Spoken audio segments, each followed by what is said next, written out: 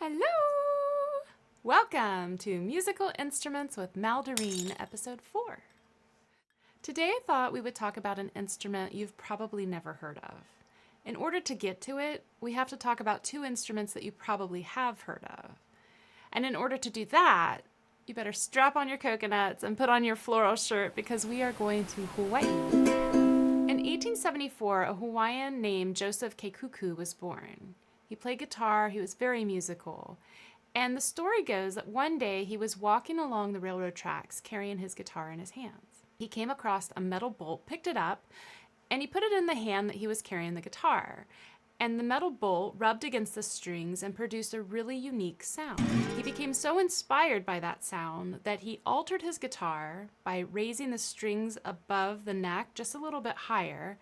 And then he exchanged the metal bolt for a smooth steel bar, and thus the Hawaiian steel lap guitar was born. He taught all his friends who taught their friends, and that unique sound was known all over the island. In 1906, he left Hawaii and he started a touring career across the mainland in vaudeville theaters. Fast forward 9 years to February of 1915, San Francisco, who is celebrating their recovery from the 1906 earthquake and fire, is hosting the World Fair. It's the Panama Pacific International Exposition, and they are celebrating the completion of the Panama Canal. Music was a major draw at the fair. There was lots of money budgeted for live music. Next to the Palace of Fine Arts, in a section of the city now known as the Marina District, sat the Hawaiian Pavilion. It was there to promote educating the public about Hawaii with live Hawaiian music and an aquarium full of colorful fish, which some spectators mentioned later on that a lot of them were dead. The music the public heard was like nothing they had ever heard before. Joseph Keikuku made a special guest appearance, as well as Henry Ki'ilimai and the Ki'ilimai Quintet. I hope I'm saying that right. They had a song called On the Beach of Waikiki, and it really caught the ears of the public, but also it caught the ears of a very famous millionaire. Take a listen.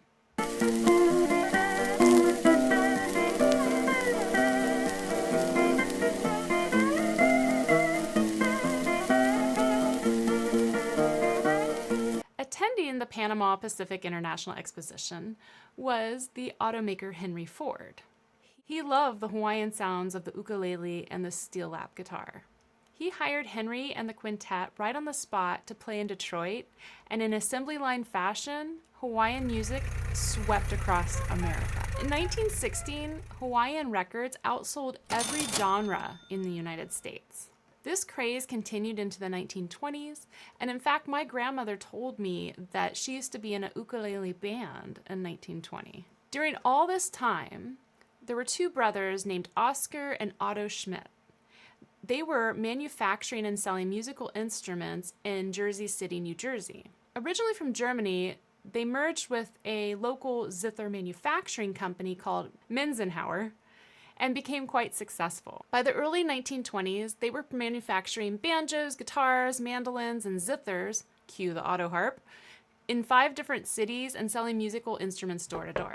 They obviously were very aware of the Hawaiian craze in the 1920s, and with the auto harp popularity, they were open to suggestions on what to do with the zither shape. So in 1929, 2 men, Harold G. Finney and John H. Large, submitted a patent for the Tremoloa. The patent was granted in 1932, and Oscar Schmidt Company began manufacturing it.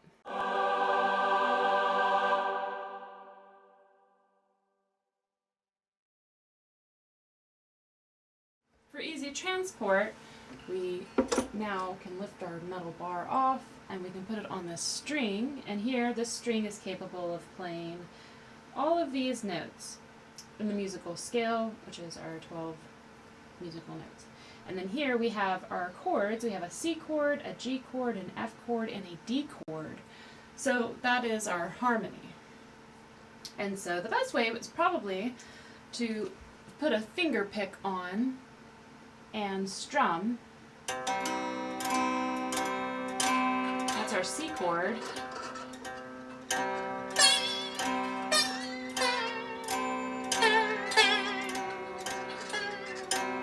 I'm into a G chord. Back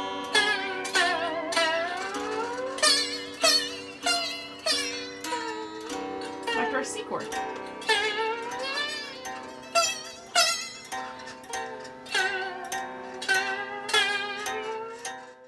Now, I can only imagine the difficulty the door-to-door salesman had with this instrument. He had to pitch it to the family that anyone can play it. It costs around $35, which in 2024, that would be like $735. I did read that husbands would come home to find that their wives had purchased this instrument nobody could play and would be very irate with the door-to-door salesman and felt like they had been, conned into buying another zither. 1, 2, 3.